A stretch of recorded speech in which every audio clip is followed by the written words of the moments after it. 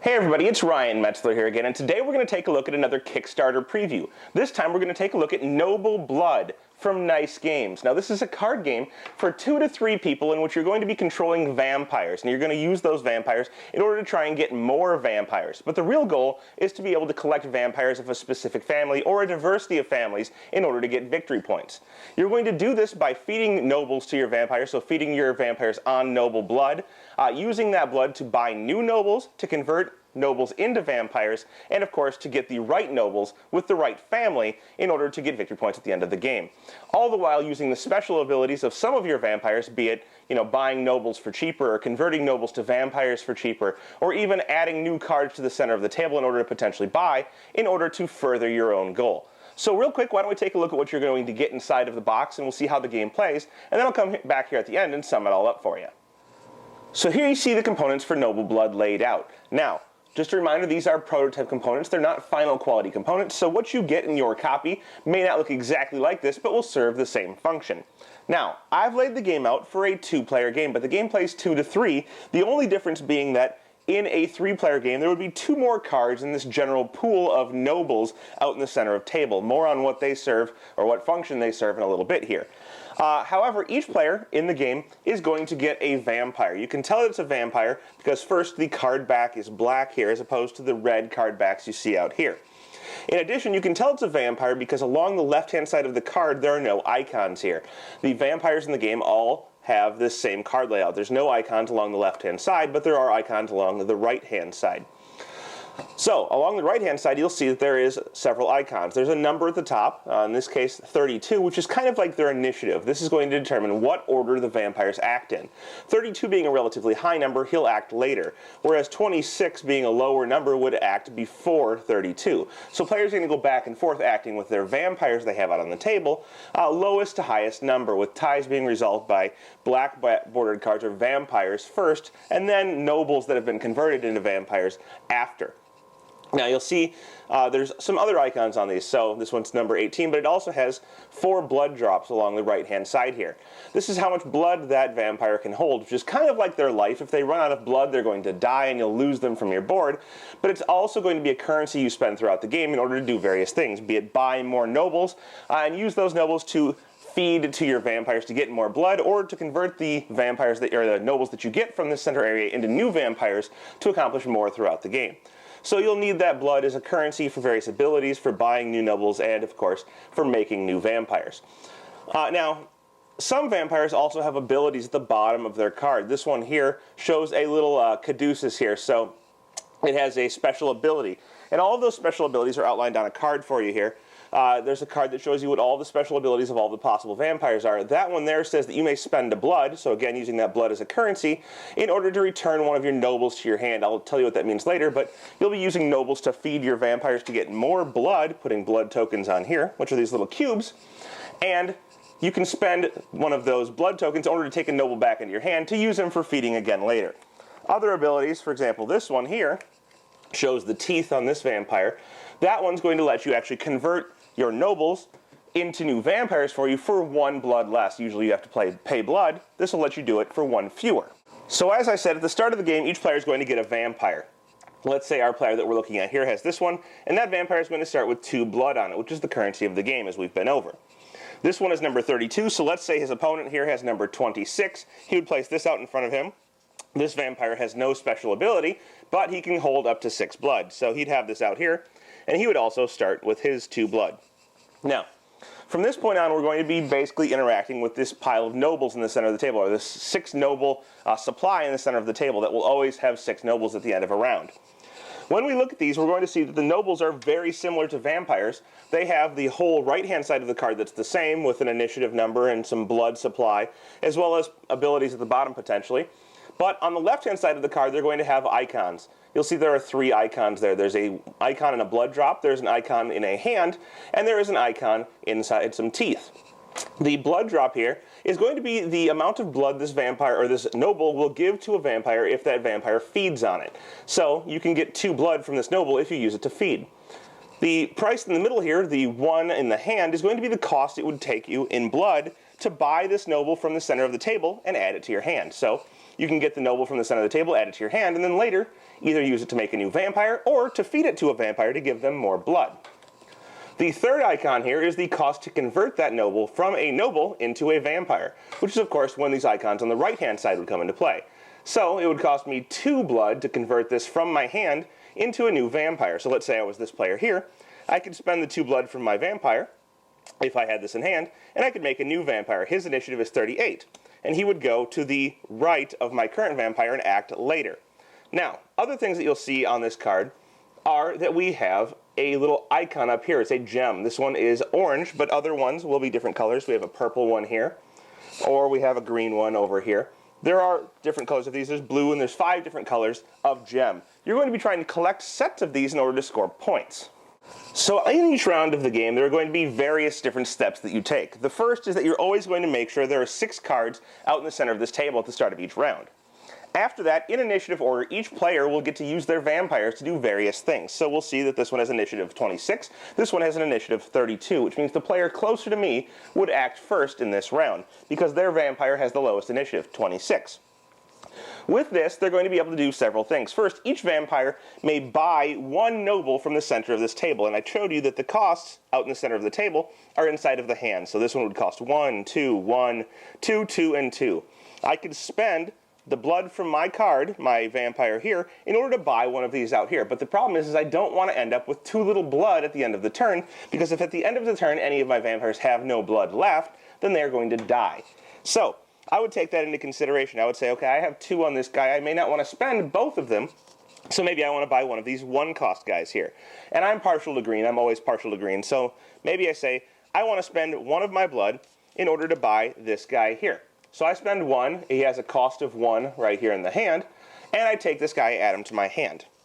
That leaves me with 1 blood left on my vampire. Now each vampire may also turn 1 noble each turn if they want to. So I'd take a look at this guy. He actually costs 2 to turn, so I can't do this. Now, if I were my other vampire here, I could take a look at this one. He actually turns vampires for 1 cheaper because of this little icon on him, but he probably wouldn't spend all of his blood either.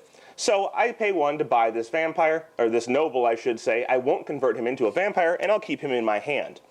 At this point, the next vampire with the next highest initiative number, the next highest number in the corner, 32 here, will get to take his actions. So, since there's only 2 on the board, it actually just goes one player than the other, but this player over here, if he had a 28 initiative vampire, could take another turn before our 32 over here, if that was the next highest number. So, again, he has 2 blood. He's going to take a look.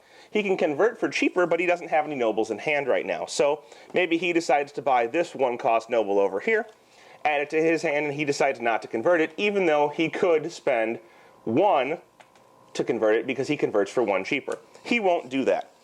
Now, this is where we go into the next phase. Each of the vampires is acted. Now we can feed our vampires by using nobles from our hands. So, each one of us has 1 noble in our hand, and they can be fed to our current vampires. If we look at the top left corner, this noble can be used to get 1 blood for a vampire out on the table. So I could put this down on the table, and I could get 1 blood for my current vampire that's out there. The other player, again, could feed their vampires. And this one, he's a little bit different. He, again, converts for 2, but he gives 2 blood when you feed him. So we could put this out on the table. We could feed him to this vampire. Now this vampire has a 3 blood on him to use for whatever he wants on the next turn. These nobles will stay out on the table. They don't become vampires. They just are kind of a temporary food source for our vampires. And at the end of the next turn, we will pick them back up and put them into our hand, which they can then be used for more food later, or you can convert them into vampires. So after that turn is done, everybody's fed. None of our vampires are going to die because they have blood on them. We would again refill the city. So we'll see here, we get 2 more vampires out in the center. This one, or 2 more nobles out in the center. This one has a conversion cost, or a buy cost and a conversion cost of 3. This one here has a buy cost and a conversion cost of 3 and 2 respectively. And again, they have their own gems on there. So now we're into a new turn. We have 2 blood on this vampire and 3 blood on this vampire. And again, the one closer to me would act first with a lower initiative number. And he could buy another noble, or he could, pass on doing that if he wanted to. But you're going to want to try and accumulate cards into your hand to convert them into vampires eventually. That will get you more action. So you're going to buy another card. Maybe this time he spends, both of his stuff out here to try and buy this one here. He picks up this 13 one. It's got a little bit lower initiative. It can have 3 blood if you turn it into a vampire. And it's going to provide 3 food and can be converted for 3. So he adds that to his hand. And the other player likewise has 3 blood to spend this time. So maybe he wants to buy a little bit better guy. He spends his 3 blood out here to buy this green one. Not only is he buying a green gem, which keeps it from our player over here, but he's also getting a great food source, and if he ever converts it, a great vampire. And again, after they've done all this with each of their vampires, they're going to go ahead and they're going to feed. So each one needs to feed, because if he doesn't, their main vampire will die. This one would feed for 3, putting 3 blood out onto his vampire. And the other one would feed for 4, putting 4 onto his vampire. At this point, they're going to pick up the nobles they fed on the previous turn. And so each one will replenish their hand with cards that they used to have, and now maybe can convert them on their next turn in order to get more vampires. Now, as I stated, you're eventually going to want to get more vampires in order to be able to take more actions and in order to score points, which I haven't quite covered yet. But the idea here is that you'll spend blood in order to convert your nobles from your hand, ones that you're not using for food, into new vampires, getting them out on the board, giving you the gems that are on their card, and of course getting you the ability to hold more blood and do more actions. So, for example, if on my turn I wanted to maybe forgo buying a noble from the area out here, and instead spend blood to convert a card from my hand, I would pay 2 to convert this guy into a vampire, and he would come out onto my board right here, and he would now act 22. So he'd go before my own vampire that I started the game with, and before my opponent's vampire, so I'd get 2 actions, and he would get then his 1 after that to do whatever he wanted to do. The problem here is that first you're going to need to accumulate more cards, because I now have no cards left in hand to feed my vampires, and if it comes to the point where I need to feed this vampire to keep him alive, I won't have any food to give him. No more blood on this card, and he'll die at the end of the turn. So you're going to need to accumulate cards from the center of the table in order to have enough cards to both feed and create new vampires in order to accumulate points throughout the game. Now, points, that's what I haven't covered. But I've showed you the gems several times now. You're going to be trying to collect sets of gems. When you collect gems, you're basically going to be looking at your scorecard here and seeing how you get points. So you'll see here at the end of the game, which happens in one of 2 ways. Either one person has 7 minions or vampires out on the board, or you have 5 matching family jewels. That's the jewels on the top of the card that I showed you, either blue or purple, yellow, red, or green. So if you have 5 matching, or you happen to have 7 vampires out on the table, that triggers the end of the game. And at the end of the game, you're going to get points for various things. 1, you'll get points for each piece of blood you have out there. So remaining blood at the end of the game, these little cubes on your cards, will give you a point. In addition, you're going to get 2 points per vampire minion you have on the board. So essentially, each person that you've played out, if you've got all your people out, you're going to get 14 points. If you manage to get fewer than that, you'll get a few less points, but you may have made up for it somewhere else. And then at the end of the game, you're going to get 3 points for each matching family jewel, but you only get to choose 1 color of jewel. So, for example, if I had a lot of green on the table, I would choose green and get 3 points for each of my jewels that matches that color. However, if you manage to get 1 of each, you're going to get 13 points for getting 1 of each color. So that's a little bit better, unless you have 5 matching family jewels, at which point you're going to get 15 points. But there is something to be said for diversity if you can't manage to get all of the same color of jewel. Anyhow, it's essentially going to be a race to end the game. Whoever can get 7 people first or get a whole bunch of matching things and end the game is likely to be the winner. But there are a couple of balancing things, being the blood tokens, that are going to essentially keep you from necessarily winning the game just because you're the first to end it.